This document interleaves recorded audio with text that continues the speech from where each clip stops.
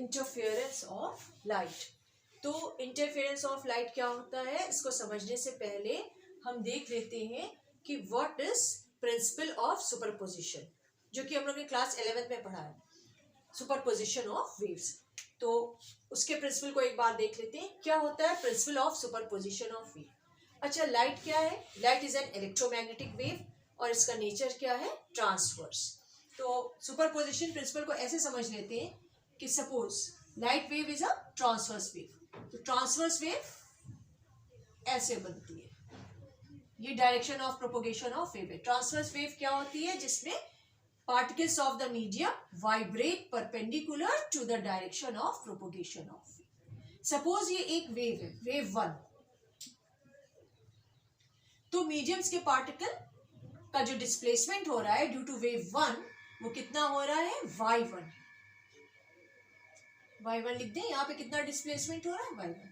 एक another wave है जो कि ऐसे आ रही है, वेव 2, ये वेव 2 है, इसकी वजह से डिस्प्लेसमेंट कितना हो रहा है? y2। दोनों साइमल्टेनियसली प्रोपोगेट कर रही हैं इन अ मीडियम। तो जो रिजल्टेंट डिस्प्लेसमेंट होगा इन दोनों वेव्स की due to these two waves is होगा vector sum of the displacement of these two waves.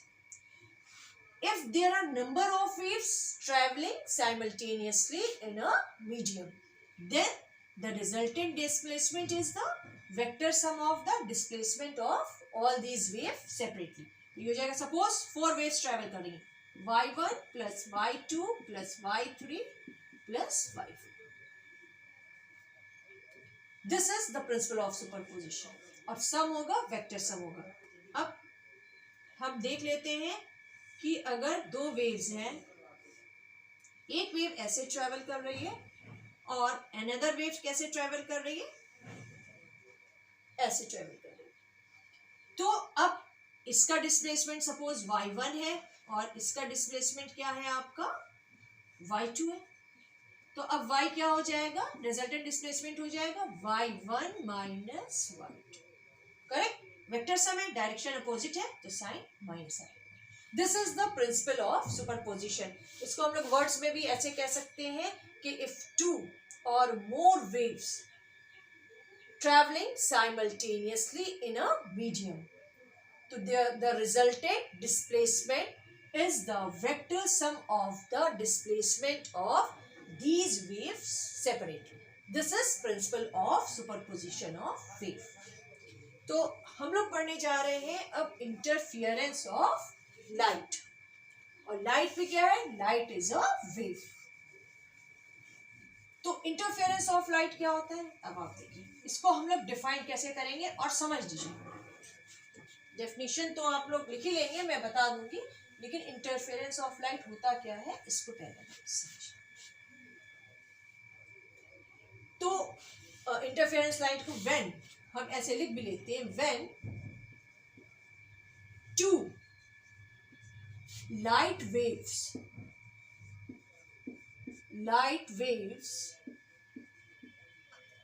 of same frequency, पहला पॉइंट क्या है? Same frequency.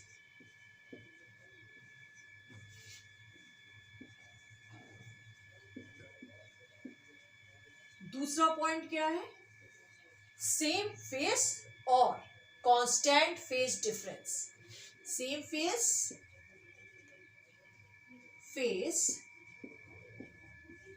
और constant phase difference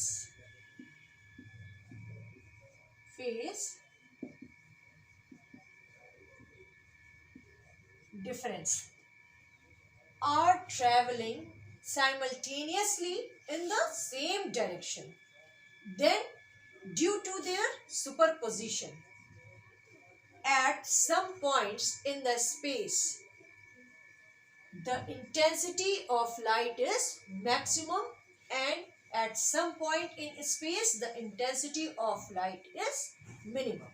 This phenomena is called interference of light. तो हमने क्या लिखा? When 2 light waves of same frequency, same phase और constant phase difference are travelling simultaneously, लिख लेते हैं, आर ट्रेवलिंग साइमल्टेनियसली, साथ साथ में simultaneously, in the same direction, in the same direction, then due to their superposition,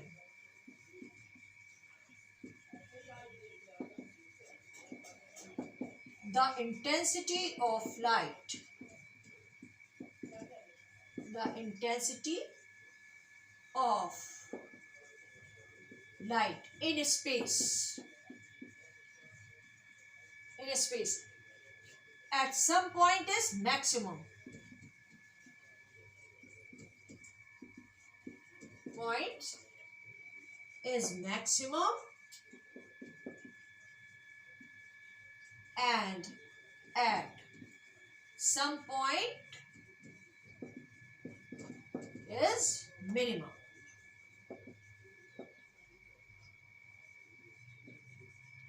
किसी point पर maximum हो जाती है और किसी पॉइंट पर मिनिमम हो जाती है. तो the redistribution of intensity of light is called interference of light, और you can say this is called interference of light. लिख लेते हैं, this is called interference of light.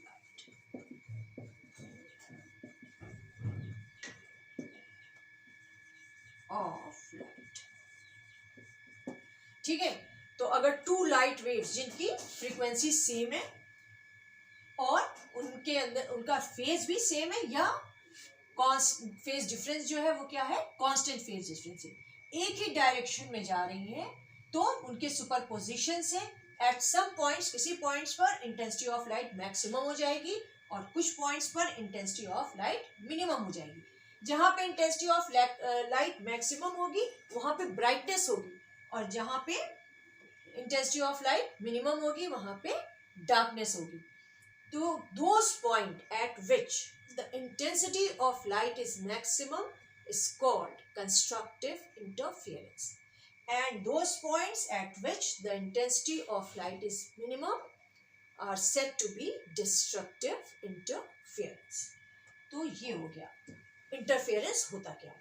अब सेम फ्रीक्वेंसी की लाइट हो और उनका सुपरपोजिशन हो, तो इसके लिए हमें जो सोर्सेस चाहिए रहते हैं वो कोहेरेंट सोर्सेस होते हैं, वो अभी मैं आपको बताती हूँ. इसके बाद नेक्स्ट टॉपिक आ जाता है Young's double slit experiment. Young's double slit experiment है क्या, जैसे क्वेश्चन आ जाता है एग्जाम में कि what is interference of light, explain Young's double slit experiment. तो इंटरफेरेंस ऑफ लाइट क्या होता है, तो आप लिख देंगे कि सेम फ्रीक्वेंसी और सेम फेज डिफरेंस की लाइट का सुपरपोजिशन होता है और उससे किसी पॉइंट पर इंटेंसिटी ऑफ लाइट मैक्सिमम होती है और कुछ पॉइंट्स पे मिनिमम हो जाती है. This phenomena is interference of light, जो कि मैंने अभी आपको बताया. Thomas Young's was a scientist. इन्होंने क्या किया, यंग्स हम लोग लिख लेते हैं Y. Young's double slit experiment है क्या, Young's experimentally demonstrated the interference of light wave. इन्होंने एक्सपेरिमेंटली डिमॉन्स्ट्रेट करके इंटरफेरेंस ऑफ लाइट को दिखा दिया. तो क्या इन्होंने बताया, अब आप देख लीजिए. यंग्स डबल स्लिट एक्सपेरिमेंट क्या है, Young's experimentally demonstrated the phenomena of interference of light. इन्होंने क्या किया, ये एक स्क्रीन है एल और इसमें इन्होंने एक स्लिट काट दी. लाइट आ रही है, किसी डिस्टेंस से लाइट आ रही है. लाइट क्या है, सिंगल कलर है, यानी मोनोक्रोमेटिक लाइट है, एक ही कलर की लाइट है. इसके आगे एक दूसरी स्क्रीन है, स्क्रीन एम. इस पे इन्होंने जो इक्वल डिस्टेंस है, यहाँ इस सोर्स से ये जो स्लिट है इक्वल डिस्टेंस पे S1 है और S2, यहाँ पे स्लिट काट ली. तो यहाँ से क्या हो रहा है, लाइट इज अ वेव, तो वेव फ्रंट्स निकल रहे हैं, जो कि अभी मैंने ड्रॉ नहीं किया है, फिगर इज वेरी कॉम्प्लिकेटेड, तो उसको ड्रॉ करना डिफिकल्ट है. ऐसे ऐसे वेव फ्रंट निकल रहे हैं और यहाँ से भी ऐसे ऐसे वेव फ्रंट निकल रहे हैं. तो इसमें से एक लाइट वेव निकलेगी और एक लाइट वेव इसमें से निकलेगी, तो इसमें से क्या होगा, वेव फ्रंट होगा। वेव फ्रंट एक दूसरे को ऐसे क्रॉस कट करेंगे, तो कुछ पॉइंट्स पर क्या होगा, इंटेंसिटी ऑफ लाइट मैक्सिमम हो जाएगी और कुछ पॉइंट्स पर क्या होगा, इंटेंसिटी ऑफ लाइट मिनिमम हो जाएगी, जीरो हो जाएगी। तो ड्यू टू दिस, इसके बाद एक स्क्रीन और है एट डिस्टेंस डी पे, हमें इस स्क्रीन पर alternately we get bright and dark fringes of equal width. बीच में ब्राइट होगा, उसके बाद डार्क, उसके बाद ब्राइट, ऐसे ऑल्टरनेटली हमें मतलब फ्रिंजेस ऑब्टेन होगी। ये एक्सपेरिमेंट यंग्स ने करके बता दिया। लेकिन इसमें क्या उन्होंने किया कि अब जो ये दो सोर्सेज है S1 एंड S2, ये कैसे सोर्सेज हैं, कोहेरेंट। कोहेरेंट सोर्सेज क्या होते हैं कि इसमें से जो लाइट निकल रही है सिंगल कलर की है और क्या है, सेम फ्रीक्वेंसी, जो कि इंटरफेरेंस के लिए होना चाहिए, और सेम फेस डिफरेंस होना चाहिए या सेम फेस होना चाहिए, कांस्टेंट फेस डिफरेंस होना चाहिए या सेम फेस होना चाहिए। कोहेरेंट सोर्स, दो अलग अलग सोर्स कभी भी नहीं हो सकते, क्योंकि उनसे सेम फ्रीक्वेंसी की लाइट हम लोग ऑब्टेन कर ही नहीं पाएंगे। इसके लिए हमने क्या किया कि सोर्स एक लिया, लाइट सोर्स, और इसके आगे स्लिट काट दी, तो जब ये लाइट इसमें से पास होगी और ये लाइट सेम डिस्टेंस पे इसमें से पास होगी, तो ये दोनों सोर्सेस क्या हो जाएंगे, कोहेरेंट। अगर हम यहाँ पे एक कलर की लाइट ना लेकर के व्हाइट लाइट ले लें, तो हम लोग इंटरफेरेंस पैटर्न जो ऑब्टेन होगा वो डिफरेंट विड्थ का होगा और डिफरेंट कलर का होगा, यानी अलग अलग वेवलेंथ। यानी अगर जैसे रेड लाइट है तो उसकी वेवलेंथ ज्यादा होती है, तो उसकी फ्रिंज जो बनेगी उसकी विड्थ ज्यादा होगी, और फिर कम, अगर हम ब्लू की ले लेंगे तो उसकी विड्थ कम होगी। तो इक्वल विड्थ का जो हमें पैटर्न मिलता है, ऑब्टेन कर किया गया, यंग्स ने ऑब्टेन किया स्क्रीन पर, उसमें क्या होना चाहिए कि लाइट मोनोक्रोमेटिक होना चाहिए और दोनों सोर्सेस क्या होने चाहिए, कोहेरेंट।